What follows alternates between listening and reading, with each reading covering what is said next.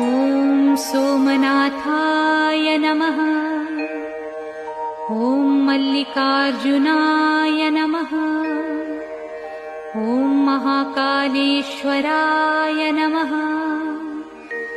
ॐ ओंकारेश्वराय नमः। ॐ वैद्यनाथाय नमः। ॐ भीमशंकराय नमः।